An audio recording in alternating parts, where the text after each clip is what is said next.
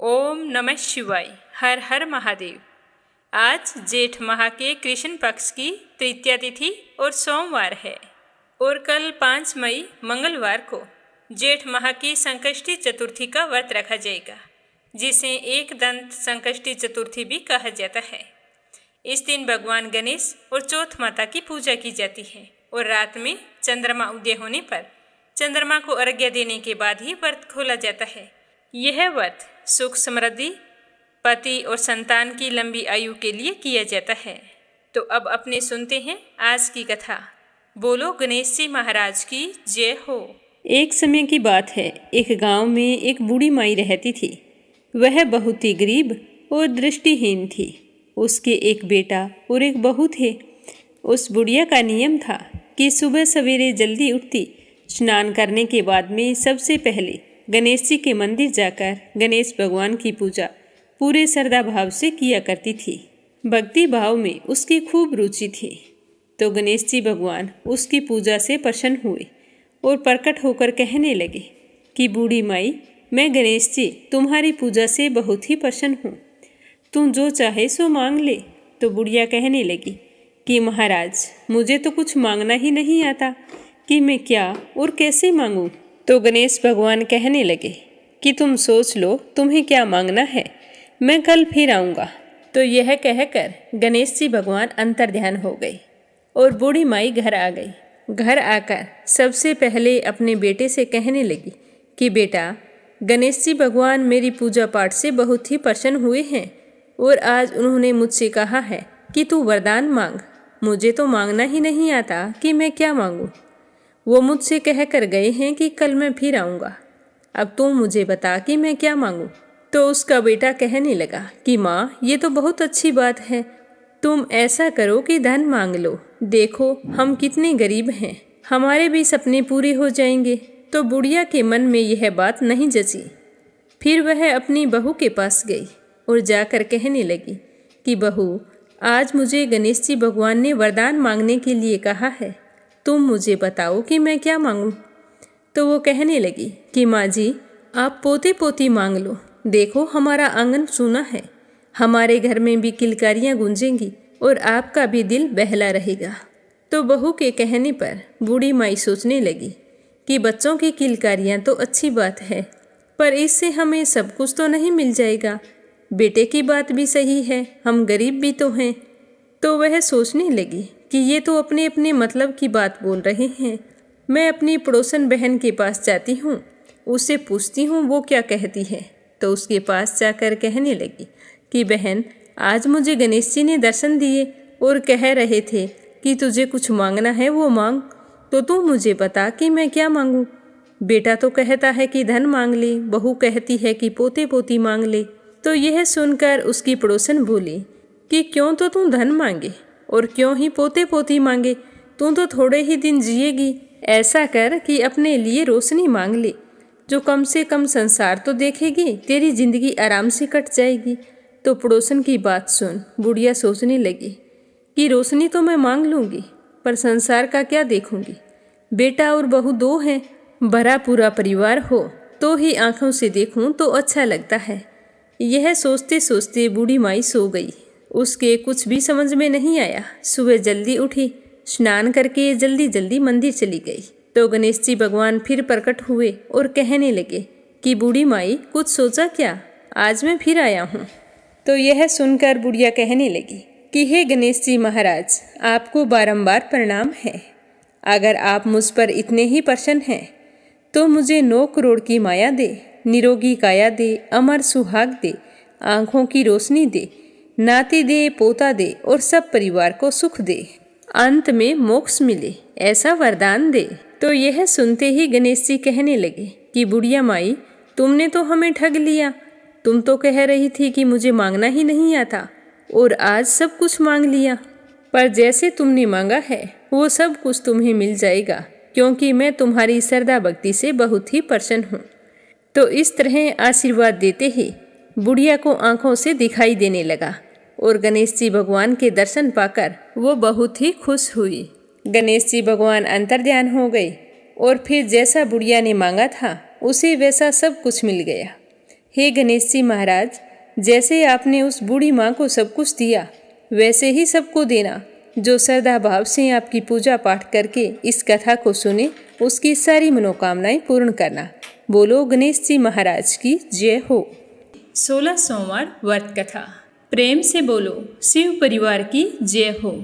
एक बार भगवान भोलेनाथ और माता पार्वती जी मृत्युलोक में घूमने की इच्छा से आए हुए थे और घूमते घूमते शिव और गौरी विदर्भ देश के अमरावती नामक नगरी में जा पहुँचे, जो कि बहुत ही सुंदर थी। वहाँ जाकर उन्होंने देखा कि वह नगरी तो सभी प्रकार के सुखों से परिपूर्ण है और उस नगरी में एक बहुत ही सुंदर शिवालय था जो वहाँ के राजा ने बनवाया था। तो उस मंदिर में जाकर भगवान भोलेनाथ और पार्वती जी निवास करने लगे। एक दिन माता पार्वती जी ने भगवान से कहा कि हे प्रभु, आज तो मेरा मन कर रहा है कि हम दोनों चौसर पासा खेलें। तो भगवान शंकर ने कहा कि ठीक है, लेकिन हम दोनों खेलेंगे तो हमारी हार जीत का फैसला कौन करेगा। उसी समय माँ पार्वती की नज़र मंदिर के बूढ़े ब्राह्मण पर पड़ी जो पूजा करने के लिए आया हुआ था। तो माता ने ब्राह्मण को देखकर कहा कि पुजारी जी, हम दोनों चौसर पासा खेल रहे हैं, आप हमारी हार जीत का फैसला कर देना। तो ब्राह्मण ने बिना सोचे समझे झट से कह दिया कि इसमें खेलने की कोई ज़रूरत नहीं है, इस खेल में तो भगवान भोलेनाथ ही जीतेंगे। तो माता पार्वती जी को मन ही मन गुस्सा आया। फिर शिव और पार्वती जी दोनों चौसर पासा खेलने लगे। कुछ समय बाद दोनों की बाजी समाप्त हुई और माँ पार्वती जी जीत गई। माता पार्वती को ब्राह्मण के झूठ बोलने पर बड़ा ही क्रोध आया और उन्होंने कहा कि हे ब्राह्मण, तुम ब्राह्मण होकर झूठ बोलता है, मैं तुझे श्राप देती हूँ कि तुझे इसी समय कोढ़ हो जाए। तो माता पार्वती के इस तरह के श्राप को सुनकर शिव जी भी बड़ी हैरान हुए और वो माता पार्वती को समझाने लगे कि पार्वती जी, ऐसा कहना ठीक नहीं है, एक ब्राह्मण को आपने इस तरह से श्राप दे दिया। लेकिन पार्वती जी ने शिव जी की एक भी बात नहीं सुनी और वहाँ से चलने लगी। तो भगवान शिव जी भी माँ पार्वती के साथ चले गए। कोढ़ से पीड़ित हुआ वह ब्राह्मण नाना प्रकार के कष्टों को भोगने लगा। धीरे धीरे करके उसके सारे शरीर में कोढ़ फैल गया। ऐसे में वह बहुत ही परेशान और दुखी रहने लगा। इसी तरह कई महीनों बीत गए। एक दिन की बात है कि देवलोक की अप्सराएं शिव जी की पूजा करने के लिए उसी मंदिर में आई हुई थी। तो उनकी नज़र उस ब्राह्मण पर पड़ी जो कोढ़ के कारण बड़ा ही कष्ट पा रहा था। तो उन अप्सराओं को उस पर दया आ गई।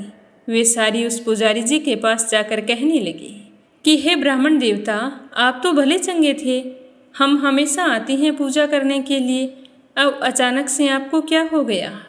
आपको इस तरह से पूरे शरीर में कोढ़ कैसे हो गया है? बहुत कष्ट हो रहा होगा।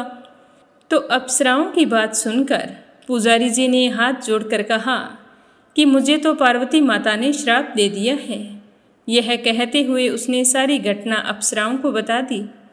तो वो सुनकर कहने लगी कि हे ब्राह्मण देव, तुम दुखी मत हो, भगवान भोलेनाथ ही आपके सारे कष्टों को दूर करेंगे। लेकिन तुम्हें 16 सोमवार के व्रत पूरे विधि विधान और भक्ति भाव से करने होंगे और 17वें सोमवार के दिन पाव सेर पवित्र गेहूं के आटे की रोटी बनाना, उसके बाद घी और गुड़ मिलाकर चूरमा बनाना और चूरमा बनाकर भगवान भोलेनाथ को प्रसाद चढ़ाना। बाकी के प्रसाद को मंदिर में उपस्थित भक्तों में बांट देना। ऐसा करने से तुम्हारी सारी मनोकामनाएं पूर्ण होंगी। ऐसा कहकर वे अप्सराएं मंदिर में पूजा करने लगी और पूजा समाप्त करके देवलोक को चली गई। अब ब्राह्मण भी पूरे विधि विधान से सोमवार के व्रत करने लगा। ऐसे में भगवान भोलेनाथ की कृपा से ब्राह्मण का कोढ़ जड़ने लगा। कुछ समय बाद भगवान शंकर जी और माता पार्वती जी फिर उसी मंदिर में पधारे। तब तक वह ब्राह्मण कोढ़ मुक्त हो चुका था। तो माँ पार्वती को यह देखकर बड़ी ही हैरानी हुई और वह ब्राह्मण को बुलाकर पूछने लगी कि हे ब्राह्मण, तेरा कूड कहाँ गया? तू तो भला चंगा है, मैंने तुझे श्राप दिया था। तो वह ब्राह्मण कहने लगा कि मैंने तो 16 सोमवार के व्रत किए थे, उसी व्रत के प्रभाव से मैं कोढ़ मुक्त हो गया हूँ। तो यह सुनकर पार्वती माता बहुत ही प्रसन्न हुई और पुजारी से कहने लगी कि तुम मुझे 16 सोमवार व्रत की विधि बतलाओ। तो पुजारी जी ने सारी विधि माता पार्वती जी को बता दी। अब माँ पार्वती भी उसी दिन से 16 सोमवार व्रत करने लगी। लगातार 16 सोमवार तक व्रत किया। ऐसे में उनकी मनोकामना पूर्ण हो गई। उनके रूठे हुए पुत्र स्वामी कार्तिकेय जी स्वयं ही माता के आज्ञाकारी हो गए। फिर एक दिन कार्तिकेय को अपना विचार परिवर्तन होने पर बड़ा ही संशय हो रहा था, तो वो अपनी माता जी के पास आए और कहने लगे कि माँ, आपने ऐसा कौन सा उपाय किया जिसकी वजह से मेरा मन आपकी ओर आकर्षित हो गया? मैं तो आपसे नाराज था। तब माता पार्वती ने उसे 16 सोमवार की कथा सुनाई। तब कार्तिकेय कहने लगा कि माँ, मैं भी इस व्रत को करूँगा। एक मेरा प्रिय मित्र है ब्राह्मण, वह अपनी गरीबी के चलते बहुत ही दुखी रहता था और धन कमाने की इच्छा से बड़ी मुश्किल से परदेश गया है, लेकिन मेरी उससे मिलने की बड़ी ही इच्छा हो रही है।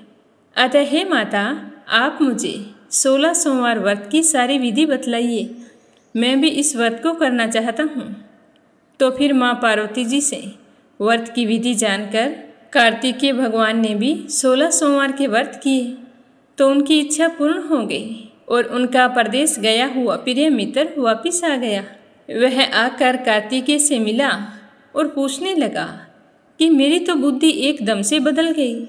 मेरे मन में आया कि मैं वापस लौट चलूं। तो कार्तिकेय कहने लगा कि ये सब तो मेरी वजह से हुआ है। मेरा तुमसे मिलने को बड़ा ही मन हो रहा था, तो मैंने तुमसे मिलने की इच्छा से 16 सोमवार के व्रत किए थे। तो अब ब्राह्मण मित्र सोचने लगा कि 16 सोमवार के व्रत करने से इच्छा पूरी होती है, तो मेरा अभी तक विवाह नहीं हुआ है, तो अगर मैं भी 16 सोमवार के व्रत पूरे विधि विधान से करूं, तो मेरा भी विवाह हो जाएगा। तो वह कार्तिकेय से व्रत की विधि पूछकर पूरे प्रेम भाव से 16 सोमवार के व्रत रखने लगा, मन में पूरी आस्था रखता। तो एक दिन वह किसी काम से दूसरे राज्य को जा रहा था, तो वहाँ के राजा ने अपनी पुत्री का स्वयंवर रखा था। उस राजा की यह शर्त थी कि ये हथनी जिस किसी के गले में यह माला डालेगी, उसी के साथ मैं मेरी बेटी का विवाह कर दूंगा। तो भगवान शिव जी की कृपा से उस ब्राह्मण के मन में भी उस स्वयंवर को देखने की इच्छा हुई और वह भी वहाँ जाकर एक और बैठ गया। उसी समय हथनी वहाँ पर आई और वह माला लेकर इधर उधर घूमने लगी और फिर उस ब्राह्मण पुत्र के गले में वह माला डाल दी। तो राजा यह देखकर बहुत ही खुश हुए और अपनी प्रतिज्ञा के अनुसार बड़ी धूमधाम के साथ अपनी पुत्री का विवाह उस ब्राह्मण पुत्र के साथ कर दिया और खूब सारा धन देकर सम्मान पूर्वक उसको संतुष्ट किया। अब वे दोनों सुखपूर्वक रहने लगे। ऐसे ही समय बीतता गया। एक दिन राजकुमारी अपने पति से पूछने लगी कि हे प्राणनाथ, आपने ऐसा कौन सा पुण्य किया है जो हथनी ने सभी राजकुमारों को छोड़कर आपके गले में जयमाला डाल दी। तब वह ब्राह्मण कहने लगा कि हे प्राण प्रिय, मैंने अपने मित्र कार्तिकेय के कहे अनुसार 16 सोमवार का व्रत किया था। उसी व्रत के प्रभाव से मुझे तुम जैसी रूपवान पत्नी मिली है। तो इस व्रत की महिमा सुनकर राजकन्या को बड़ा ही आश्चर्य हुआ और वह भी पुत्र की कामना के लिए 16 सोमवार व्रत करने लगी। भगवान भोलेनाथ से पुत्र की कामना की प्राप्ति करके विधि विधान से व्रत शुरू कर दिए। तो शिव जी के आशीर्वाद से कुछ समय के बाद उसने बहुत ही सुंदर पुत्र को जन्म दिया। वह बालक बहुत ही धर्मात्मा और विद्वान था। तो इतना तेजस्वी पुत्र पाकर ब्राह्मण और उसकी पत्नी दोनों बहुत ही खुश हुए और उसका लालन पालन भली भांति करने लगे। जब वह लड़का बड़ा हुआ तो अपनी माता से पूछने लगा कि हे माँ, आपने ऐसा कौन सा पुण्य किया जो आपको मेरे जैसे पुत्र की प्राप्ति हुई? तो पुत्र की बात सुनकर उसकी माँ ने कहा कि बेटा, मैंने तो 16 सोमवार के व्रत किए हैं। इस तरह कहते हुए व्रत के नियमों के बारे में अपने पुत्र को बताने लगी। तो उस लड़के ने इस व्रत को सब तरह से मनोरथ पूर्ण करने वाला जानकर उसके मन में भी राज्याधिकार पाने की इच्छा हुई। वह लड़का भी उसी दिन से भगवान शिव जी को प्रसन्न करने के लिए 16 सोमवार के व्रत पूरे नियम से करने लगा। एक दिन दूसरे देश के राजा के दूत आए और उस ब्राह्मण पुत्र के लिए उसके माता पिता से कहा कि हमारे राजा ने अपनी बेटी के लिए आपके पुत्र को चुना है। यह कहकर उसे अपने साथ ले गए, क्योंकि उस राजा ने उस ब्राह्मण पुत्र की बुद्धिमत्ता के बारे में बहुत ही सुन रखा था। तो वे उससे मिलकर बहुत ही प्रसन्न हुए और कहने लगे कि बेटा, मैं तुम्हारे साथ अपनी कन्या का विवाह करना चाहता हूँ। तो यह सुनकर ब्राह्मण पुत्र बहुत ही खुश हुआ। अब राजा ने पूरे धूमधाम से राजकुमारी का विवाह उसके साथ कर दिया। फिर दोनों सुखपूर्वक रहने लगे। धीरे धीरे राजा वृद्ध हो गया। अब उसके लिए काम काज संभालना मुश्किल हो गया था। तो उसने एक दिन अपने दामाद को बुलाकर कहा कि हे बेटा, मैं तेरा राज्य तिलक करना चाहता हूँ। यह कहकर फिर शुभ मुहूर्त देखकर ब्राह्मण पुत्र को वहाँ का राजा घोषित कर दिया। इस तरह वह ब्राह्मण पुत्र वहाँ राजा बनकर रहने लगा और अपना व्रत भी नियम से करता रहा। वह व्रत कभी नहीं छोड़ता था। एक बार उद्यापन करके फिर से शुरू कर देता था। तो एक बार की बात है, राजा बने उस ब्राह्मण पुत्र का 17वां व्रत था। तो उसने अपनी रानी से कहा कि पूजा की सारी सामग्री लेकर भोलेनाथ के मंदिर पर आ जाना। लेकिन रानी मंदिर नहीं गई। उसने अपने दास दासियों को पूजा की सामग्री देकर मंदिर में भेज दिया। तो राजा ने पूरे विधि विधान से भगवान शिव जी की पूजा की। लेकिन पूजा करके जब राजा वहाँ से जाने लगा तो वहाँ पर आकाशवाणी हुई और कहा कि हे राजा, तुम इसी समय अपनी रानी को राजमहल से निकाल दो। अगर तुमने ऐसा नहीं किया तो यह तेरा सर्वनाश कर देगी। तो इस वाणी को सुनकर राजा तो हैरान हो गए। उन्होंने तुरंत मंत्रियों की बैठक बुलाई और आप बीती सुनाई। तो मंत्री आदि सभी बड़ी हैरान हुए और दुख के सागर में डूब गए। ही मन सोचने लगे कि जिस कन्या की वजह से इसे राज्य मिला है, उसी कन्या को छोड़ने की बात कर रही हैं। कहीं राजा की कोई चाल तो नहीं? ऐसा कैसे हो सकता है? लेकिन राजा ने आकाशवाणी का पालन करते हुए रानी को राजमहल से निकाल दिया। अब रानी दुखी हृदय से अपने भाग्य को कोसती हुई अपने राज्य से बाहर चली गई। बिना चप्पलों के और फटे वस्त्र पहने भूखी प्यासी धीरे धीरे चलकर एक नगर में जा पहुंची। उस नगर में एक बुढ़िया रोजाना सूत काट कर बेचने जाया करती थी। तो जैसे ही उस बुढ़िया ने रानी को देखा तो कहने लगी कि बेटी, तेरी ऐसी हालत कैसे हो गई? तो रानी ने अपनी सारी आप बीती उस बुढ़िया को सुनाई। तो बुढ़िया को बहुत ही दया आई। वो कहने लगी कि बिटिया, तू मेरे साथ चल, सूत बिकवा दे। मैं वृद्ध हूँ, भाव नहीं जानती हूँ और ना ही भार लेकर चल सकती हूँ। यह कहकर बुढ़िया ने सूत की गंठरी रानी के सिर पर रख दी। अभी अचानक से प्रकोप हुआ और जोर से आंधी चलने लगी। बुढ़िया का काता हुआ सारा सूत हवा में उड़ गया। अब बुढ़िया बेचारी बहुत ही दुखी हुई और सोचने लगी कि ये तो है ही अभागन, तभी तो इसे राजा ने निकाल दिया है। तो वह कहने लगी कि तू रानी है तो अच्छी बात है, मुझसे दूर रहना, मैं तुम्हें कोई सहारा नहीं देने वाली। तो यह सुनकर रानी बहुत ही दुखी हुई और वहाँ से चल पड़ी। अब रानी चलते चलते एक तेली के घर गई और कहने लगी कि भैया, मुझे कोई काम पर रख लो। तो उसके घर में प्रवेश करते ही तेली के सारे तेल के मटके शिवजी के प्रकोप से चटक गई। ऐसी दशा देखकर तेली ने उस रानी को अपने घर से निकाल दिया। तो इस प्रकार रानी अत्यंत दुख पाती हुई एक नदी के तट पर पहुंची। भूख प्यास से बेहाल सोचने लगी कि चलो यहाँ पर पानी पीकर प्यास बुझा लेती हूँ। तो जैसे ही वह नदी में से पानी लेने लगी तो नदी का सारा पानी सूख गया। उसके बाद वह वहाँ से रोती हुई वन में चली गई। वहाँ जाकर उसने एक सरोवर देखा तो वह देखकर बहुत ही खुश हुई और पानी पीने के लिए सरोवर की सीढ़ियों से उतरने लगी। और पानी पीने के लिए जैसे ही अपने दोनों हाथ आगे बढ़ाए तो सरोवर का सारा पानी एकदम से गंदा हो गया और उसके अंदर असंख्य कीड़े तैरने लगे। तो रानी अपने भाग्य को कोसती हुई उसी गंदे जल को पीकर अपनी प्यास बुझाई और फिर आराम करने के लिए एक पेड़ की शीतल छाया में विश्राम करने के लिए लेटी तो उस पेड़ की सारी पत्तियां झड़ गई। अब ऐसे ही रानी जिस पेड़ के नीचे जाती तो पेड़ की सारी पत्तियां अपने आप झड़ जाती।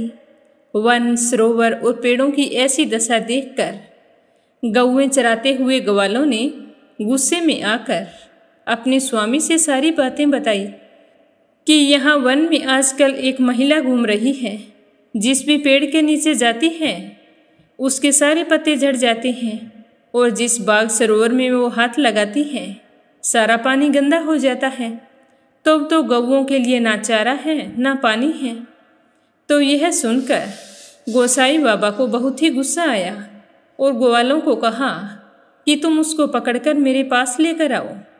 तो गोसाई बाबा के कहे अनुसार ग्वाले रानी को पकड़कर बाबा के पास ले आई। तो रानी के मुख की कांति और शरीर की शोभा देखकर गोसाई बाबा जान गए कि यह कोई दोष से पीड़ित है, इसमें इसकी कोई गलती नहीं है। ऐसा सोचते हुए गोसाई बाबा ने रानी से कहा कि हे बेटी, मैं तुमको पुत्री के समान रखूँगा, तुम मेरे आश्रम में ही निवास करो और तुम्हें किसी प्रकार का कष्ट नहीं होने दूंगा। तो गोसाई बाबा के ऐसे वचन सुनकर रानी को थोड़ी सी दिलासा मिली और वह वहीं आश्रम में निवास करने लगी। आश्रम में रानी खाना बनाती तो खाने में कीड़े पड़ जाते, पानी भरकर लाती तो वह पानी गंदा हो जाता और उसमें कीड़े ही कीड़े तैरने लगते। अब इस तरह देखकर गोसाई बाबा भी बहुत ही दुखी हो गए और रानी से कहने लगे कि बेटी, तुझ पर कौन से देवता का कोप है? ऐसा तूने क्या कर दिया है जिसकी वजह से तेरी ये दशा हो गई है? तो बाबा की बात सुनकर रानी कहने लगी कि हे बाबा, मेरे पति ने मुझे शिवजी की पूजा करने के लिए शिवालय बुलाया था, लेकिन मैं स्वयं ना जाकर मेरी दासियों को वहाँ पर भेज दिया।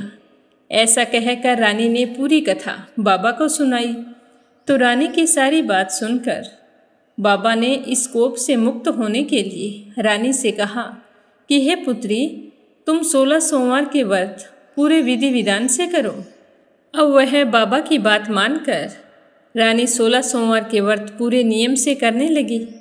जब रानी के 16 सोमवार व्रत पूरे हुए और जब उसने 17वें सोमवार का व्रत किया और रोज की तरह भगवान भोलेनाथ की पूजा कर रही थी, तो भगवान शिवजी के प्रभाव से राजा के मन में अपनी रानी का विचार उत्पन्न हुआ और वो सोचने लगे कि मेरी रानी को गए हुए कितना समय हो गया है, ना जाने बेचारी कहाँ कहाँ भटक रही होगी।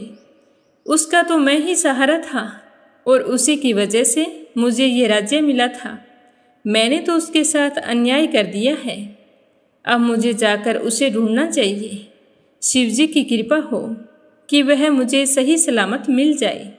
ऐसा मन में निश्चय करके राजा ने सैनिकों को बुलाया और चारों दिशाओं में रानी की तलाश करने के लिए भेज दिया। अब सैनिक चारों दिशाओं में ढूंढने लगे। ढूंढते ढूंढते गोसाई बाबा के आश्रम में जा पहुँचे। वहाँ रानी को देखकर सैनिक बहुत ही खुश हुए और गोसाई बाबा से कहा कि बाबा, ये रानी है और इसे हम साथ लेने आए हैं। तो सैनिकों की बात सुनकर गोसाई बाबा ने रानी को साथ भेजने से मना कर दिया। तो सैनिक चुपचाप लौट आए। महल में आकर राजा को सारी बात बताई। तब राजा स्वयं रानी को लेने के लिए गोसाई बाबा के आश्रम पर गए।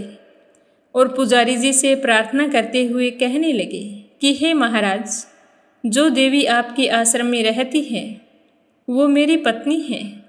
शिवजी के कोप से मैंने इसका त्याग कर दिया था और अब से इन पर शिवजी का कोप शांत हो गया है। इसीलिए मेरे मन में इन्हें वापस ले जाने की इच्छा जागृत हुई है। हे बाबा, मैं अपनी पत्नी को लेने के लिए आया हूँ। अगर आपकी आज्ञा हो तो मैं इन्हें अपने साथ ले जाना चाहता हूँ।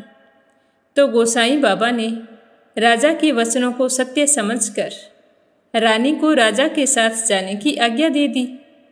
गोसाई जी की आज्ञा पाकर रानी अपने पति के साथ अपने राज्य के लिए चल दी। रानी के आने की खबर पाकर राज्य के सारे निवासी बहुत ही खुश हुए। घर घर बाजे बजने लगे। नगर के दरवाजे पर तोरण बंधनवारों से सजाया गया। सारे नागरिक बहुत ही खुश थे। घर घर में मंगल गीत गाए जा रहे थे। बड़े बूढ़े बातें कर रहे थे कि हमारे राजा की इकलौती पुत्री थी। अच्छा हुआ जो समय रहते राजा में समझ आ गई और वो हमारी पुत्री को वापस ले आई। ये तो बहुत ही अच्छा काम हो रहा है। तभी राजा रानी को लेकर नगर के दरवाजे पर पहुंच गए तो पंडितों ने विविध वेद मंत्रों का उच्चारण करके अपनी रानी का भली भांति स्वागत किया। इस प्रकार रानी ने अपनी राजधानी में पुनः प्रवेश किया। राजा ने अपनी रानी के घर आने की खुशी में ब्राह्मणों को अनेक प्रकार के दान आदि देकर संतुष्ट किया। याचकों को धन धान्य दिया और पूरी नगरी में जगह जगह सदाव्रत खुलवाई, जहाँ भूखों और गरीबों को खाने को भोजन मिलता था। इस प्रकार राजा और रानी भगवान भोलेनाथ की कृपा से सभी प्रकार के सुख भोगते हुए 16 सोमवार व्रत करने लगे। अब रानी भी पूजा पाठ करने में कोई आलस्य नहीं करती थी। जीवन के समस्त सुखों का भोग करते हुए अंत में दोनों शिवपुरी को पधार गए। श्रीमद् भागवत गीता जी का 14वां अध्याय और उसका महात्म्य। भगवान श्री कृष्ण की कृपा पाने के लिए श्रद्धा भाव से सुनते रहिए। बोलो श्री कृष्ण भगवान की जय हो। श्री भगवान जी कहने लगे कि अब मैं तुम्हें ज्ञानों में सबसे श्रेष्ठ ज्ञान कौन सा है वो बतलाता हूँ। ध्यान पूर्वक सुनना। उसके जानने से सारे मुनिजन मोक्ष रूप से परम सिद्धि को प्राप्त हुए हैं। इस ज्ञान की सहायता से मेरे स्वरूप को प्राप्त हुए लोग सृष्टि के समय जन्मते नहीं हैं और प्रलय काल में भी कष्ट नहीं पाते। हे भारत, परम ब्रह्मा मेरी योनि है। मैं उसमें गर्भ को रखता हूँ और उसमें भूतों की उत्पत्ति होती है। हे कुंती पुत्र, सब गर्भों में जो मूर्तियाँ उत्पन्न होती है उनका उत्पत्ति स्थान प्रकृति है और मैं बीज देने वाला पिता हूँ। महाबाहु प्रकृति से उत्पन्न सतव, रज और तम तीनों गुण देह में रहने वाले निर्विकार आत्मा को बांध लेते हैं। हे अनग, इनमें तत्व निर्मल होने के कारण प्रकाशक और निरूप द्रव है जो प्राणी को सुख और ज्ञान के साथ बांधता है। हे कुंती पुत्र, रागात्मक काल जो गुण से तृष्णा और आसक्ति उत्पन्न होती है जो प्राणी को कर्म के साथ बांधती है। तमोगण की उत्पत्ति अज्ञान से है। यह भ्रम आलस्य निद्रा से प्राणी को बांधता है और मोह से फंसाता है। हे भारत, सतव सुख उत्पन्न करता है, रज क्रम पैदा करता है, तुम सब ज्ञानों को ढककर प्रमाद पैदा करता है। हे भारत, सतव गुण रज और तम को दबाकर बढ़ता है। इसी प्रकार रज सतव और तम को और तम सतव को तथा रज को दबाकर बढ़ना चाहता है। इस देह में इंद्रियों द्वारा जब ज्ञान का प्रकाश उत्पन्न हो तब समझिए कि सतव गुण में विशेष वृद्धि हुई है। हे भारत, रजोगुण की वृद्धि में लोभ, कर्मों में प्रवृत्ति, कर्मों का आरंभ, अशांति और गुण की इच्छा उत्पन्न होती है।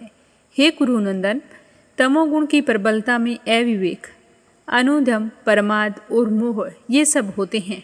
जब देह को सतगुण के उदय में मृत्यु प्राप्त होती है तो वह ज्ञानियों के समय प्रकाश में लोक पाता है। रजोगुण के उदय में मरकर कर्मों में आसक्त मनुष्यों में जन्म लेता है और तमोगुण के उदय में मरा हुआ मूढ़ योनि में जन्म पाता है। सात्विक पुण्य कर्म का फल भी सात्विक कलंक रहित रहता है। राजस कर्म का फल दुख और तामस कर्म का फल अज्ञान है। सतव से ज्ञान उत्पन्न होता है रज से लोभ, तम से प्रमाद, मोह और ज्ञान की उत्पत्ति होती है। सात्विक पुरुष को उत्तम, राजस को मध्यम और अधम तामसी लोगों को नीच गति प्राप्त होती है।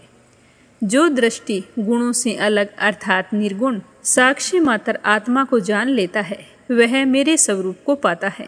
जो देह शरीर में उत्पन्न होने वाले सता और रजा और तम इन तीनों गुणों को जीत लेता है वह जन्म, बुढ़ापा और रोग से छूटकर मुक्ति पाता है। अर्जुन ने पूछा कि हे प्रभु, कैसे मालूम हो कि अमुक मनुष्य ने तीनों गुणों को पार कर लिया है? उसका क्या बर्ताव होगा? किन उपायों से वह तीनों गुणों को त्यागता है? हे पांडव, प्रकाश, प्रवृत्ति और मोहन होने से जो दुखी ना हो और निवृत्ति होने में उनकी इच्छा ना करे, उदासीन मनुष्य के समान जिसको सब दुख समान है और गुणों के कर्म ही रहते हैं, यह जानकर जो निश्चित रहता है और वो कभी विचलित नहीं होता, जिसको सुख दुख, मिट्टी पत्थर, सोना, प्रिय अप्रिय, निंदा और स्तुति समान है, जो धीर है, जिसने सभी बखेड़े छोड़ दिए हैं, उसे गुणा अतीत कहते हैं। जो अनन्य भक्ति से मुझे पूजता है वह इन तीनों गुणों को जीतकर ब्रह्मा धाम को पाता है, क्योंकि ब्रह्मा का और विकार रहित मोक्ष का, सनातन धर्म का और अखंड सुख का भंडार मैं ही हूँ। इसी के साथ 14वां अध्याय समाप्त हुआ। अब अपने सुनते हैं इसका महत्म्य। बोलो लक्ष्मीपति नारायण की जय हो। श्री नारायण जी कहने लगे कि हे लक्ष्मी, उत्तर देश कश्मीर के सरस्वती क्षेत्र में एक विद्वान रहता था। वहाँ के राजा सूर्यवर्मा की संगल द्वीप के राजा के साथ बड़ी ही प्रीति थी। एक समय राजा ने संगल द्वीप को बड़े ही जवाहर, हीरे मोती और बहुत ही बड़ी ज़्यादा कीमत के घोड़े भेजे थे। तब कश्मीरी राजा ने मन में विचार किया कि उसने तो इतना सारा भेजा है, मैं उसे क्या भेजूं? तो एक दिन अपने मंत्री से पूछा कि हम उन्हें क्या भेजें? तो मंत्री ने कहा कि जो वस्तु ना हो उस चीज़ को भेजना अच्छा होता है। तो राजा ने कहा कि और तो सारी वस्तुएं हैं, एक शिकारी कुत्ते वहाँ पर नहीं हैं, वह भेज देता हूँ। तो सोने की जंजीरों से बांधकर मखमल गद्दों की डोलियों में बैठाकर कुत्ते संगल द्वीप पहुँचा दिए। यह देखकर राजा बड़ा ही प्रसन्न हुआ और कहा कि यह शिकारी कुत्ते यहाँ नहीं थे, जो मेरे मित्र ने भेजे हैं, उसका बहुत भला हो। अब हम तो शिकार खेला करेंगे। तो ऐसा करते करते कई दिन गुजर गए।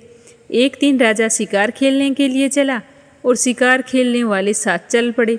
संगल द्वीप के राजा ने दूसरे राजाओं के साथ शर्त बांधी कि जिसका कुत्ता शिकार मार गिराए सो वह ले ले। जब सब राजाओं ने अपने कुत्ते छोड़े तो एक सुसिया वहाँ से निकल पड़ा। तो सारे कुत्ते उस खरगोश के पीछे दौड़ पड़े। वह खरगोश दौड़ता दौड़ता दूर निकल गया, कुत्ते पीछे ही रह गए। संगल द्वीप के राजा का कुत्ता था, उसने खरगोश को पकड़ लिया। तो लोगों ने अचानक से शोर मचाया। तो कुत्ता तो हैरान परेशान हो गया और उसकी पकड़ से खरगोश छूट गया। अब खरगोश के कुत्ते के दांत लग गए थे, तो खरगोश के खून पड़ता ही जा रहा था और खरगोश भागता जा रहा था। कुत्ते उसके पीछे पीछे भाग रहे थे। भागते भागते कुत्ते पीछे रह गए और खरगोश भागता हुआ एक कच्चे तालाब जो पानी से भरा हुआ था उसमें कूद गया। उसके तट पर एक कुटिया थी, वहाँ पर एक साधु रहता था। तो सवान भी उसके पीछे गिर गया। इतने में राजा भी घोड़ा दौड़ा कर वहाँ पर पहुँच गया। देखा तो दोनों मरे पड़े थे और देवदेही पाकर बैकुंठ को चल पड़े। राजा को देखकर उन्होंने कहा कि हे राजन, तुम धन्य हो, तुम्हारे प्रताप से ही हमने देवदेही पाई है। तो राजा ने पूछा कि यह कैसे हुआ? तो उन दोनों ने कहा कि ये तो हम नहीं जानते, इस जल को छूने से ही हमें यह देवदेही मिली है। तो राजा ने कहा कि धन्य भाग मेरे जो तुम्हारा उद्धार हुआ। इतना कहकर वो बैकुंठ को गए। तो राजा ने देखा कि वहाँ पर एक संत जी की कुटिया थी। तो राजा कुटिया में जाकर संत जी को नमस्कार किया और पूछने लगे कि हे संत जी, मुझे बताओ कि यह कौतुक आश्चर्य कैसे हुआ, क्या आपने देखा था? तो संत जी ने कहा कि हाँ, मैंने देखा था। सुसिया और सवान दोनों का इस जल के स्पर्श करने से उद्धार हो गया। तो राजा ने कहा कि यह जल कैसा है? तो उस संत ने कहा कि हे राजन, मेरा गुरु यहाँ रहता है, नित्य स्नान करके गीता जी के 14वें अध्याय का पाठ किया करता है। मैं भी यहाँ स्नान करके गीता का पाठ करता हूँ।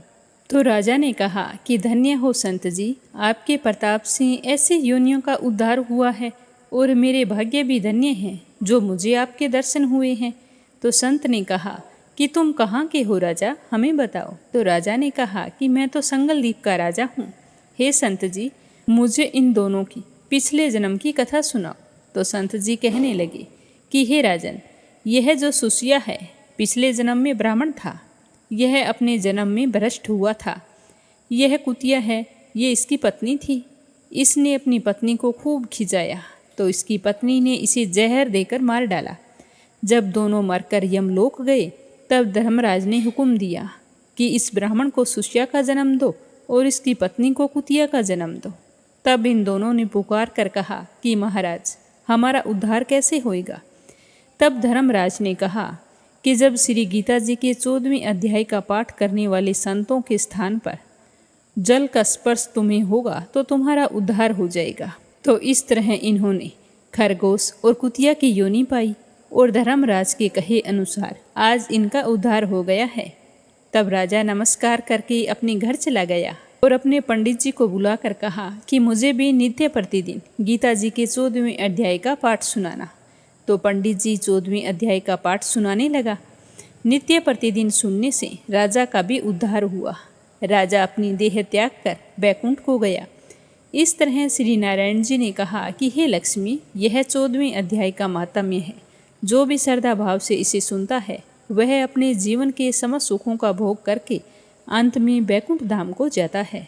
तो ये था 14वां अध्याय और उसका माहात्म्य। अब अपने सुनते हैं भागवत कथा का आगे का अध्याय। प्रेम भाव से सुनते रहिए।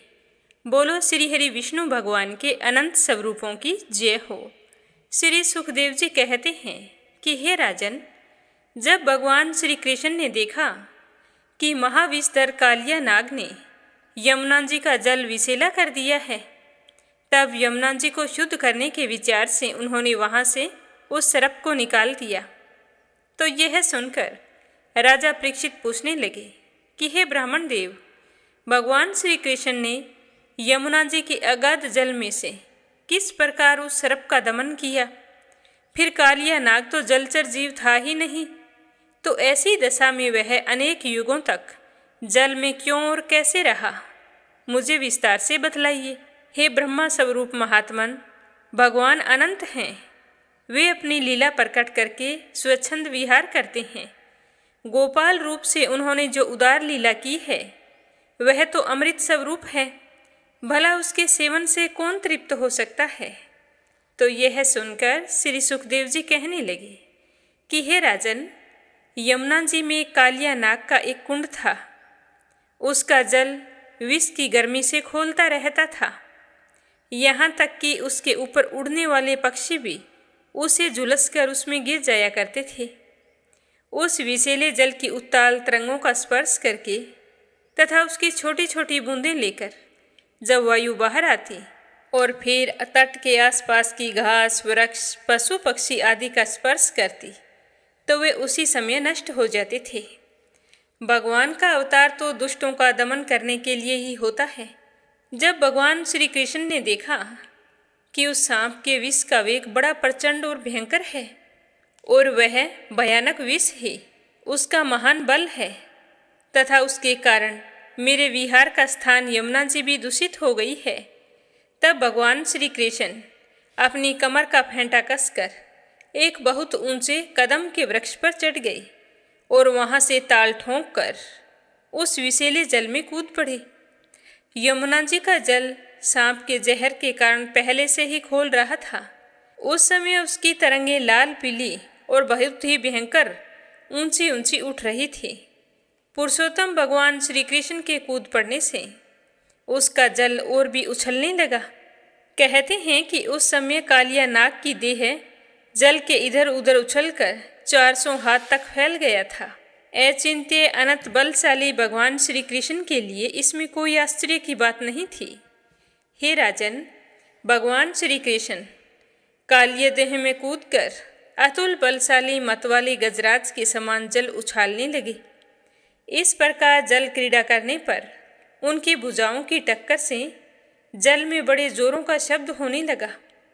सिर्फ आंख से ही सुनने वाले कालिया नाग ने वह आवाज़ सुनी और देखा कि कोई मेरे निवास स्थान का तिरस्कार कर रहा है, तो उससे यह सहन नहीं हुआ और वह अत्यधिक क्रोधित होकर भगवान श्री कृष्ण के सामने आ गया।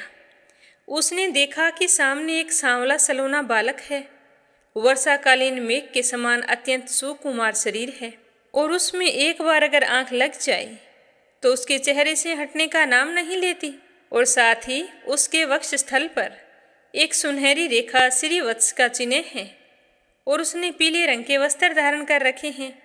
बड़े मधुर और मनोहर मुख पर मंद मंद मुस्कान अत्यंत शोभायमान हो रही है। चरण इतने सुकुमार और सुंदर हैं, मानो कमल की गद्दी हो।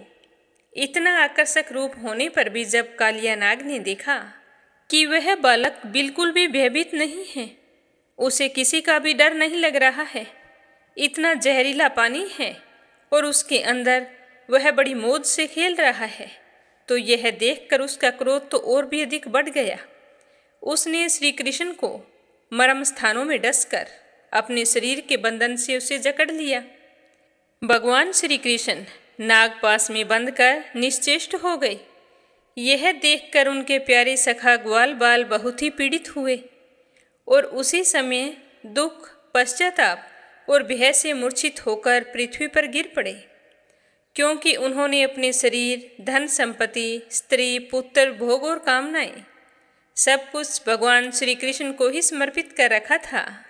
गाय, बैल, बछिया और बछड़े यह देखकर बड़े ही दुखी हुए और जोर जोर से डकराने लगे, और श्री कृष्ण की ओर उनकी आंखों की टकटकी लगी रही। वे डर कर इस प्रकार खड़े रहे मानो रो रहे हों, और उस समय उनका शरीर बिल्कुल भी हिलडुल नहीं रहा था। इधर वृक्ष में पृथ्वी, आकाश और शरीर में बड़े भयंकर से भयंकर तीनों प्रकार के उत्पात उठ खड़े हुए, जो इस बात की सूचना दे रहे थे कि बहुत ही जल्द कोई अशुभ घटना होने वाली है। नंद बाबा आदि गोपों ने पहले तो उन अपशुगनों को देखा और पीछे से यह जाना कि आज श्री कृष्ण बिना बलराम के ही गऊओं को लेकर चराने गए हैं, तो यह जानते ही वो तो भय से और भी अधिक व्याकुल हो गए। वे भगवान का प्रभाव नहीं जानते थे, इसीलिए उन अपशुगनों को देखकर उनके मन में यह बात आ गई कि आज तो कान्हा जी के साथ जरूर कुछ अनर्थ होने वाला है। वे उसी क्षण दुख, शोक और भय से आतुर हो गए, क्योंकि कान्हा जी ही उनके प्राण, मन और सब कुछ थे। हे राजन, वृक्ष के बालक, वृद्ध और स्त्रियों का स्वभाव गायों जैसा ही वात्सल्यपूर्ण था, तो उनको जब इस बात के बारे में पता चला तो वे सारी की सारी अत्यंत दीन हो गई और अपने प्यारे कान्हा जी को देखने की उत्कृष्ट लालसा से घर द्वार छोड़कर निकल पड़े। और उधर बलराम जी स्वयं भगवान के स्वरूप और सर्वशक्तिमान हैं। उन्होंने जब वृक्षवासियों को इतना कातर और आतुर देखा तो उन्हें हंसी आ गई, लेकिन वो कुछ ना बोलते हुए मौन ही रहे, क्योंकि वे अपने छोटे भाई श्री कृष्ण का प्रभाव भली भांति जानते थे। वृक्षवासी अपने प्यारे कान्हा जी को ढूंढने लगे। कोई अधिक कठिनाई नहीं हुई, क्योंकि उन्हें रास्ते में भगवान के चरण चिन्ह मिलते जा रहे थे। उनके सहारे सहारे वे चले गए, जो कमल, अंकुश आदि से युक्त होने के कारण कान्हा जी की उन्हें पहचान होती गई। इस तरह वो चलते चलते यमुना तट की ओर जाने लगे। मार्ग में गौवें और दूसरे चरण चिन्हों के बीच में भगवान के चरणों के चिन्ह भी दिख जाते। उनमें कमल, जो, अंकुश, वृक्ष और ध्वजा के चिन्ह बहुत ही स्पष्ट थे। उन्हें देखते हुए सारे बहुत ही जल्दी जल्दी वहाँ से चल रहे थे। उन्होंने दूर से ही देखा कि कालिया देह में कालिया नाग के शरीर से बंधे हुए श्री कृष्ण चेष्टाहीन हो रहे हैं। कुंड के किनारे पर ग्वाल बाल अचेत पड़े हुए हैं और गौवें, बछड़े, बैल आदि बड़े ही आर्त स्वर से डकरा रहे हैं। यह सब देखकर वे सारे गोप अत्यंत व्याकुल और अंत में मूर्छित हो गए। गोपियां भी बड़ी ही व्याकुल हो रही थी। उनका मन तो भगवान कान्हा जी के प्रेम में रंगा हुआ था। जब उन्होंने देखा कि हमारे प्रियतम श्याम सुंदर को काले सांप ने जकड़ रखा है, तब तो उनके हृदय में बड़ा ही दुख और जलन हुई। वे सोचने लगी कि कान्हा जी के बिना तो तीनों लोक ही सूने हैं, इनके बिना हम कैसे रह सकेंगी। माता यशोदा तो अपने लाडले लाल के पीछे कालिया देह में कूदने जा रही थी, परंतु गोपियों ने उन्हें पकड़ लिया। उस समय गोपियों के हृदय में भी वैसे ही पीड़ा थी। उन सभी की आंखों से आंसुओं की झड़ी लगी हुई थी। सबकी आंखें कान्हा जी के मुख कमल पर लगी थी, जिनके शरीर में चेतना थी। वे वृज मोहन, श्री कृष्ण, पूतनावध आदि की प्यारी प्यारी ऐश्वर्य लीलाएं कह कह कर यशोदा जी को धीरज बंधाने लगी कि मैया, हमारे कान्हा जी को कुछ नहीं हो सकता। इससे पहले देखो कितनी कितनी विपदाएं आई थी और कान्हा जी ने हंसते हंसते पार की थी, तो आज कैसे कुछ हो जाएगा। कालिया नाग को तो कान्हा जी चुटकियों में मार देंगे। लेकिन यशोदा जी पर कोई बात का असर नहीं हो रहा था। वो तो मुर्दे की तरह पड़ी थी। और उधर नंद बाबा आदि के जीवन प्राण तो कान्हा जी ही थे। वे कान्हा जी के लिए कालिया देह में घुसने लगे। तो यह देखकर श्री कृष्ण का प्रभाव जानने वाले भगवान बलराम जी ने किन्हीं को समझा बुझाकर किसी को बलपूर्वक और किसी को उनके हृदय में प्रेरणा करके रोक दिया। तो इस तरह बलराम जी ने नदी की ओर किसी को भी जाने नहीं दिया। तो इस तरह बताते हुए श्री सुखदेव जी कहने लगे कि हे राजन, यह सांप के शरीर से बंध जाना तो कान्हा जी की मनुष्यों जैसी एक लीला थी। जब उन्होंने देखा कि वृज के सभी लोग स्त्री और बच्चों को साथ लिए मेरे लिए अत्यंत दुखी हो रहे हैं, सचमुच मेरे सिवा तो इनका कोई भी सहारा नहीं है, तब वे एक मुहूर्त तक सर्प के बंधन में बंधे रहकर बाहर निकल आई। श्री कृष्ण जी ने उस समय अपने शरीर को फुलाकर इतना मोटा कर लिया, इससे सांप का शरीर टूटने लगा और वह अपना नागपाश छोड़कर अलग खड़ा हो गया और क्रोध से आग बबूला होकर अपने फण को ऊंचा करके जोर जोर से फुंफकारे मारने लगा। घात मिलते ही श्री कृष्ण पर चोट करने के लिए वह उनकी ओर टकटकी लगाकर देखने लगा। उस समय उसके नथुनों से जहर की फुहारें निकल रही थी। उसकी आंखें स्थिर थी और इतनी लाल लाल हो रही थी मानो भट्टी पर तपाया हुआ लोहा हो, और उसके मुख से भी आग की लपटें निकल रही थी।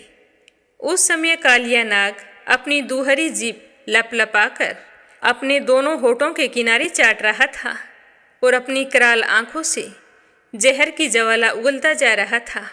अपने वाहन गरुड़ के समान भगवान श्री कृष्ण उसके साथ खेलते हुए पैंतरा बदलने लगे। वह सांप भी कान्हा जी पर चोट करने का दांव देखता हुआ पैंतरा बदलने लगा। इस प्रकार पैंतरा बदलते बदलते उसका बल क्षीण हो गया।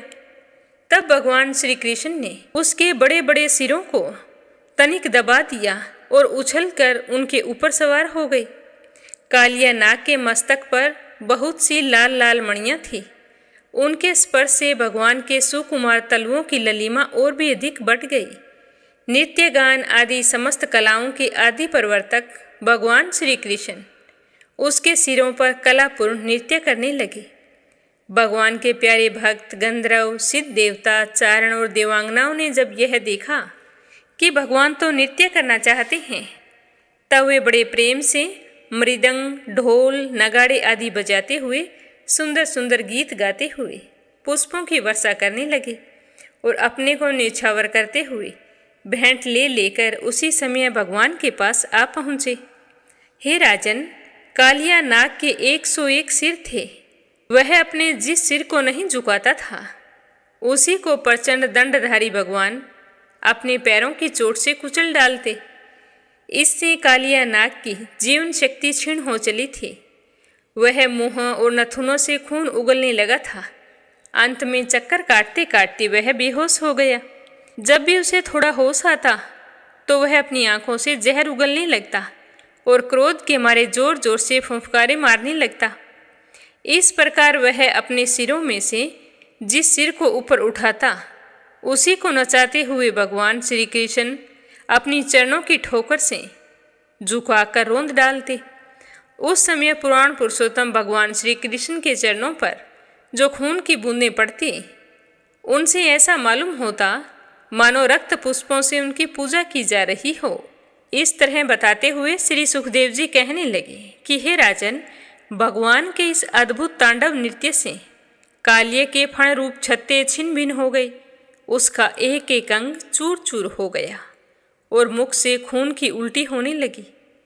अब उसे सारे जगत के आदि शिक्षक पुराण पुरुष भगवान नारायण की स्मृति हुई, तो वह मन ही मन भगवान की शरण में गया। भगवान श्री कृष्ण के उदर में संपूर्ण संसार है, इसीलिए उनके भारी बोझ से कालिया नाग के शरीर की एक एक गांठ ढीली पड़ गई और उनकी एड़ियों की चोट से उसके छत्र के समान फण छिन्न भिन्न हो गई। अपने पति की यह दशा देखकर उसकी पत्नियां भगवान की शरण में आई। वे अत्यंत आतुर हो रही थी। भय के मारे उनके वस्त्र आभूषण अस्त व्यस्त हो रहे थे और केश की चोटियां बिखर रही थी।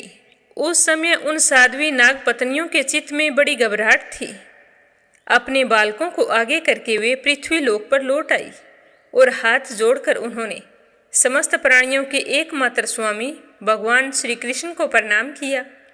भगवान श्री कृष्ण को शरणागत वत्सल जानकर अपने अपराधी पति को छुड़ाने की इच्छा से वे भगवान के पास आई, उनकी शरण ग्रहण की और कहने लगी कि हे प्रभु, आपका यह अवतार ही दुष्टों को दंड देने के लिए हुआ है, इसीलिए इस अपराधी को दंड देना सर्वथा उचित है। आपकी दृष्टि में दुश्मन और पुत्र का कोई भेदभाव नहीं है, इसीलिए आप जो किसी को दंड देते हैं वह उसके पापों का प्रायश्चित कराने और उसका परम कल्याण करने के लिए ही करते हैं। आपने हम लोगों पर यह बड़ा अनुग्रह किया है। यह तो आपका कृपा प्रसाद है, क्योंकि आप जो दुष्टों को दंड देते हैं उससे उसके सारे पाप नष्ट हो जाते हैं। इस सरप के अपराधी होने में तो कोई संदेह नहीं है। यदि यह अपराधी ना होता तो इसे सरप की योनि ही क्यों मिलती। इसीलिए हम सच्चे हृदय से आपके इस क्रोध को भी अपना अनुग्रह समझती हैं। अवश्य ही पूर्व जन्म में इसने स्वयं मान रहित होकर और दूसरों का सम्मान करते हुए बहुत बड़ी तपस्या की होगी, या फिर सब जीवों पर दया करते हुए इसने कोई बहुत बड़ा धर्म किया होगा, तभी तो आज आप इसके ऊपर संतुष्ट हुए हैं। क्योंकि सर्वजीव स्वरूप आपकी प्रसन्नता का एकमात्र यही उपाय है। हे भगवान, हम नहीं समझ पाते कि यह किस साधना का फल है जो यह आपके चरण कमलों की धूल का स्पर्श पाने का अधिकारी हुआ है। आपके चरणों की रज इतनी दुर्लभ है कि उसके लिए तो आपकी अर्धांगिनी लक्ष्मी जी भी बहुत दिनों तक समस्त भोगों का त्याग करके नियमों का पालन करते हुए कठिन तपस्या करती रही थी। हे प्रभु, जो आपके चरणों की धूल की शरण ले लेते हैं वे भक्तजन स्वर्ग का, राज्य का या पृथ्वी का बादशाह भी नहीं बनना चाहते हैं। ना वे रसातल का राज्य चाहते हैं, ना वे ब्रह्मा जी का पद लेना चाहते हैं। उन्हें अणिमा आदि योग सिद्धियों की भी चाहना नहीं रहती। यहाँ तक कि वे जन्म मृत्यु से छुड़ाने वाले केवल्य मोक्ष की भी इच्छा नहीं करते हैं। इससे आगे क्या हुआ यह अपने सुनेंगे कल की कथा में। आज की कथा को यहीं पर विराम देते हैं। प्रेम भाव से सुनने के लिए आप सभी का बहुत बहुत धन्यवाद। विष्णु जी का आशीर्वाद पाने के लिए जेठ के माह में भागवत कथा को नियम से सुनते रहिए। बोलो विष्णु भगवान की जय हो। अब अपने सुनते हैं लपसी और तपसी की कहानी। बोलो लपसी तपसी की जय हो। बहुत पुराने समय की बात है। एक गांव में एक ब्राह्मण परिवार रहा करता था। उसमें पति पत्नी के अलावा उनके 2 बच्चे थे। एक बेटा था, एक बेटी थी। ब्राह्मण दंपति बहुत ही सरल स्वभाव के थे। समय मिलने पर प्रभु का स्मरण किया करते थे। उनकी बेटी बहुत ही संस्कारी और सुशील थी, लेकिन उनका बेटा आवारा किस्म का था। वह कोई काम धाम नहीं करता और ना ही कभी अपने माँ बाप का कहना मानता था। समय के साथ दोनों बहन भाई बड़े हो गए। बहन की शादी कर दी गई, पर भाई का वही हाल था। उसके माँ बाप ने उसे समझाया कि बेटा, अब हम वृद्ध हो चले हैं, तुम कोई काम किया करो, लेकिन उस पर उनकी बातों का कोई असर नहीं होता था। तो एक दिन ब्राह्मणी अपने पति से कहने लगी कि स्वामी, आप बिल्कुल काम छोड़ दीजिए। जब घर में कुछ भी नहीं होगा तो यह अपनी जिम्मेदारी समझेगा और काम पर लग जाएगा। तो ब्राह्मण ने दूसरे दिन से काम पर जाना छोड़ दिया। तो यह देखकर उनके बेटे ने कोई काम नहीं किया और चोरी करने चला गया। आते जाते राहगीरों को लूट लेता और उसी से अपने घर का गुजारा किया करता था। तो उसकी लूटने और चोरी करने की आदत से सारे गांव वाले उसे लपसी कहने लगे। तो लपसी की इस हरकत से उसके माँ बाप बहुत ही दुखी रहते थे, पर वह किसी की सुनने के लिए तैयार नहीं था। इसी तरह समय बीतता गया। एक दिन की बात है कि लपसी एक पीपल के पेड़ पर बैठा था। तभी शिव पार्वती जा रहे थे। पार्वती माता गहनों से लदी हुई थी। तो लपसी उन्हें देखकर सोचने लगा कि इस औरत के कितने गहने हैं, आज ये सारे के सारे लूट लूँगा तो मुझे कई महीनों तक चोरी नहीं करनी पड़ेगी। तो वह लूटने के इरादे से पीपल की ओट में होकर बैठ गया। जैसे ही शिव पार्वती वहाँ से जाने लगे तो लपसी एकदम से शिव पार्वती के सामने आकर कहने लगा कि जल्दी से जितने सारे गहने पहन रखे हैं उतार दो। तो पार्वती माता कहने लगी कि तुम चोरी क्यों करती हो, तुम्हें पता है चोरी करना पाप है। तो लपसी कहने लगा कि क्या करूं, घर पर मेरे माँ बाप हैं, मेरी एक भांजी है, उनके लिए दोनों समय भोजन की व्यवस्था कहाँ से करूं, मुझे कोई काम तो आता नहीं है। तो लपसी की बात सुनकर पार्वती माता कहने लगी कि तुम जो चोरी करके पाप करते हो, इस पाप का भागी कौन बनेगा। तो लपसी कहने लगा कि मेरे घर वाले सारे बनेंगे। तो पार्वती माता कहने लगी कि कोई नहीं बनेगा, पाप के भागी केवल तुम बनोगे। तो लपसी कहने लगा कि मैं लूट खोस कर उन्हीं के लिए लेकर जाता हूँ, तो पाप के भागी तो उन्हें बनना ही पड़ेगा। तो लपसी की बात सुनकर पार्वती माता ने हंसकर कहा कि हम यहीं पर बैठे हैं और तुम अपने घर जाओ, अपने घर वालों से पूछो कि कोई तुम्हारे पाप का भागी बनेगा क्या। तो यह सुनकर लपसी भागा भागा अपने घर आया और अपनी माँ के पास गया और कहने लगा कि माँ, मैं चोरी करके लाता हूँ, राह चलते राहगीरों को लूटता हूँ, तुम्हारे लिए ही तो करता हूँ। तो तुम मुझे एक बात बताओ, चोरी करने से जो पाप लगता है तो आप मेरे पाप के भागी बनोगे। तो लपसी की बात सुनकर उसकी माँ कहने लगी कि बेटा, मैंने तो तुमसे नहीं कहा कि तुम चोरी करके लाओ, तुम कमा कर लाओ, हमें तो 2 वक्त की रोटी चाहिए, मैं तो तुम्हारी पाप की भागी नहीं बनूंगी। तो माँ के मुंह से इस तरह की बात सुनकर लपसी तो हैरान हो गया। फिर वह अपने पिताजी के पास गया और जाकर कहने लगा कि पिताजी, मैं जो कुछ भी लूट खोस के लाता हूँ वो आपके लिए ही तो लाता हूँ। देखो मैंने लूट कर कितना धन इकट्ठा कर लिया है, कितने ऐशो आराम हैं तुम्हारे। अगर मैं चोरी नहीं करता तो क्या ये सब हमें मिलता। पिताजी, मैं तुमसे एक बात पूछता हूँ कि चोरी करने से पाप लगता है, तो उस पाप में आप मेरे भागीदार बनोगे क्या। तो लपसी की बात सुनकर उसके पिताजी कहने लगे कि बेटा, मैंने नहीं कहा कि तुम चोरी करके लाओ, तुम कमा कर लाओ, मैं तुम्हारे पाप का भागी नहीं बनूंगा। तो माँ बाप के मुंह से इस तरह की बात सुनकर वह बहुत ही उदास हुआ और सोचने लगा कि मैं कितने महीनों से चोरी कर रहा हूँ, ना जाने मुझ पर कितना पाप चढ़ गया है, और ये तो बोल रहे हैं कि पाप के भागी हम नहीं बनेंगे, तो अब क्या होगा। तो वह बड़े ही दुखी मन से शिव पार्वती से मिलने के लिए चल पड़ा। जैसे ही घर से बाहर निकलने लगा तो उसकी छोटी सी भांजी दरवाजे पर खेल रही थी। उसे पता नहीं था कि पाप पुण्य क्या होता है। तो वो कहने लगी कि मामा, पाप की भागी मैं बनूंगी। तो उसके इस तरह कहते ही लपसी ने उसे गोद में उठाया और चल पड़ा। शिवजी भगवान और पार्वती माता के पास जाकर कहने लगा कि घर वालों ने पाप का भागी बनने से मना कर दिया है और एक यही है जो पाप की भागी बनने को तैयार है। फिर लपसी बड़े ही दीन स्वर में कहने लगा कि हे भगवान, मैं समझ गया हूँ कि चोरी करना पाप है। आज तक जो मैंने काम किया वो बहुत ही गलत था, लेकिन अब मैं इसका प्रायश्चित करना चाहता हूँ। अब तुम ही बताओ, मुझे मेरे पापों से मुक्ति कैसे मिलेगी।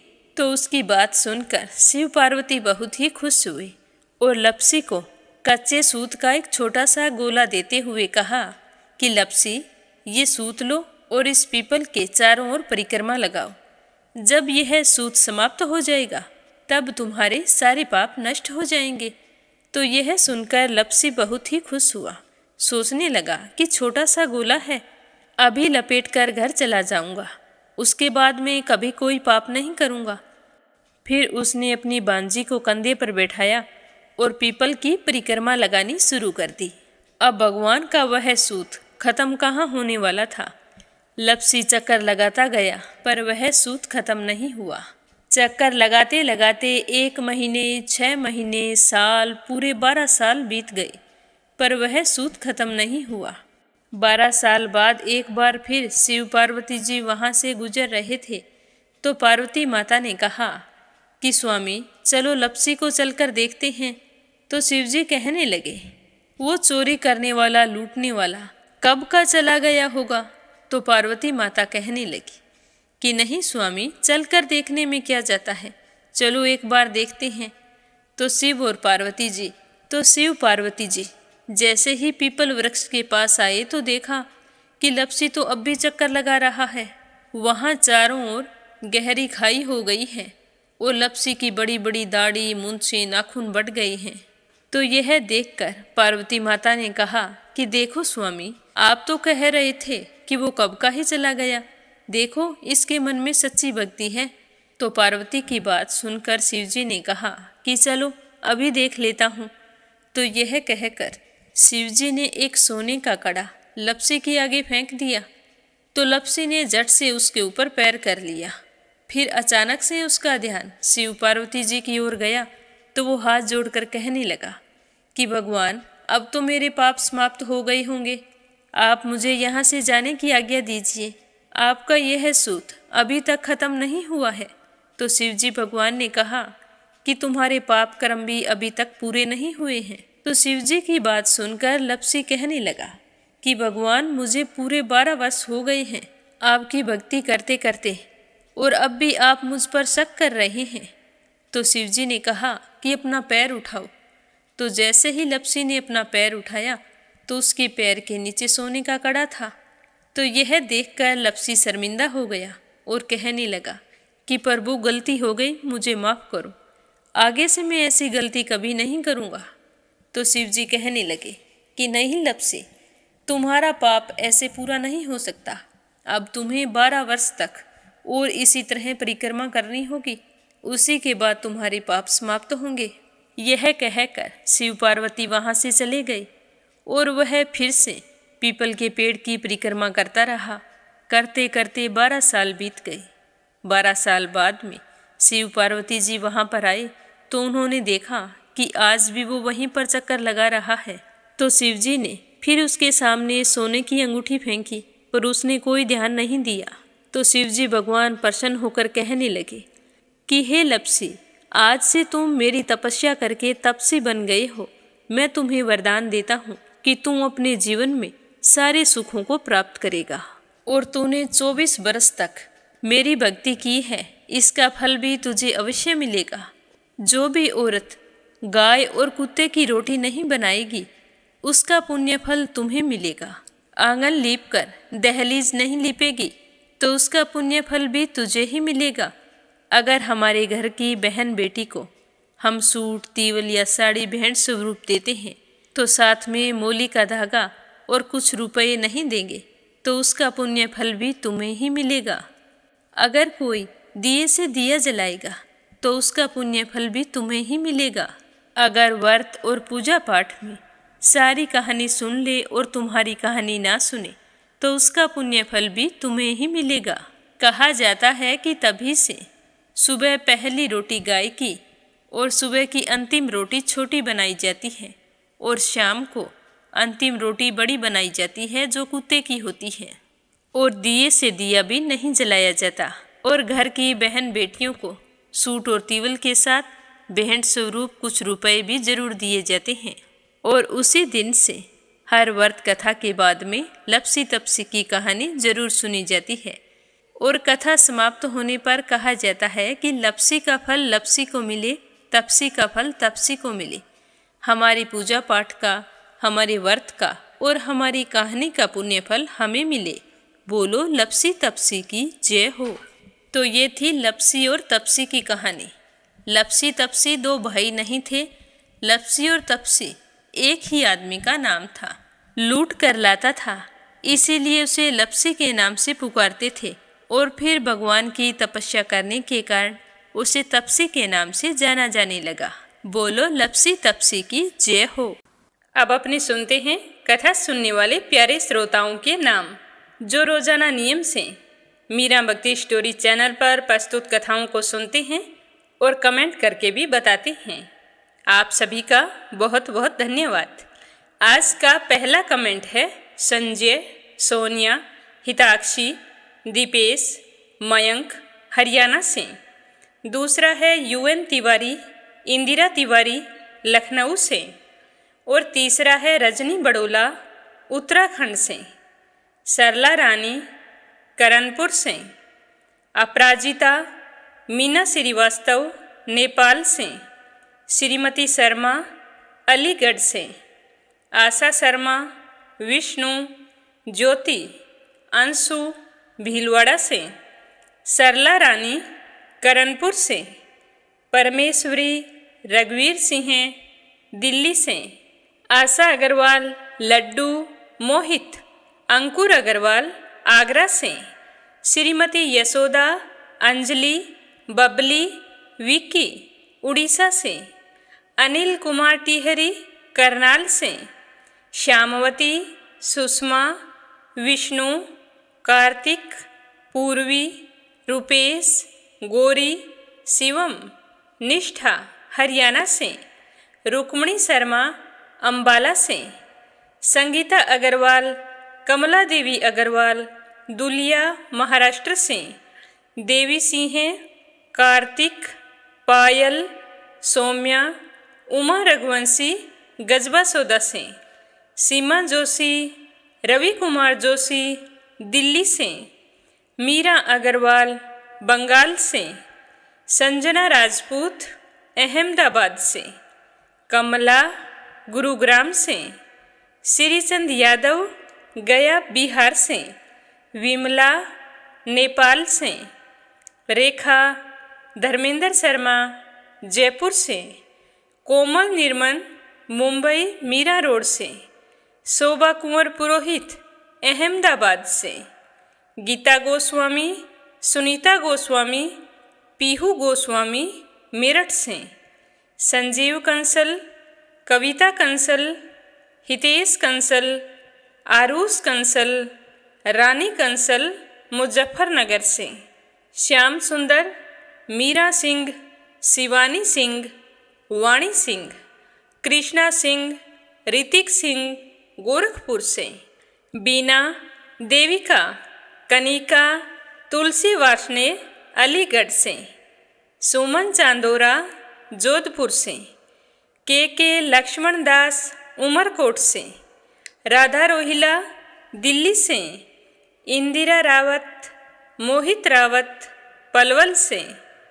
निर्मला सिसोदिया, इशिका सिसोदिया, अंशु सिसोदिया, कपिल सिसोदिया, उषा शर्मा, सोजत सिटी से। शांताबेन वाघेला, गुजरात के मंडल से। किरण, पानीपत से। गीता गुप्ता, रुड़की से। दिल्ली, बहादुर भंडारी, सरिता भंडारी, नम्रता भंडारी, सूरज भंडारी, नेपाल से। चंद्रकांता, दिल्ली से। राधा सैनी, मथुरा से। नीलम जायसवाल, हैदराबाद से। कमलेश भल्ला, जम्मू से। रीना साहू, ईशा साहू, ध्रुव साहू, झांसी से। मंजुला कपूर, पंजाब से। मंजू चौधरी, भीलवाड़ा से। पूजा पाठक, उत्तराखंड, देहरादून, कोसानी से। निर्मला पांचाल, करनाल से। सावित्री, ईश्वरलाल, राजेश, मीनू, निखिल रामचंदानी, गाजियाबाद से, श्रीमती कमलेश जबलपुर से, शशि वर्मा, अंजलि वर्मा, करण वर्मा पंजाब से, आरती खैरावर अगरखर से, प्रियंका हरियाणा से। आप सभी श्रोताओं का बहुत बहुत धन्यवाद। अपना साथ और सहयोग हमेशा यूं ही बनाए रखना, ताकि हमारा यह मीरा भक्ति स्टोरीज परिवार खूब बड़ा हो, खूब तरक्की करे। आप सभी श्रोताओं के सुख सौभाग्य की कामना करते हुए ओम नमः शिवाय, हर हर महादेव।